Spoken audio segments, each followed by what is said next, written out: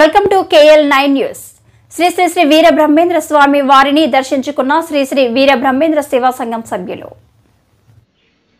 పెందుర్తి మండలం వేపగుంట జీవీఎంసీ 95వ వార్డులో శ్రీ శ్రీ వీర బ్రహ్మేంద్ర సేవా సంఘం ఆధ్వర్యంలో బుధవారం ఉదయం శ్రీ శ్రీ వీర బ్రహ్మేంద్ర స్వామి వారి చిత్రపటాన్ని పెట్టి ప్రత్యేక పూజలు జరిపించారు. నూతన సంవత్సరం శుభాకాంక్షలు చెప్పుకుంటూ కేక్ కట్ చేసి అనంతరం పంచిపెట్టారు.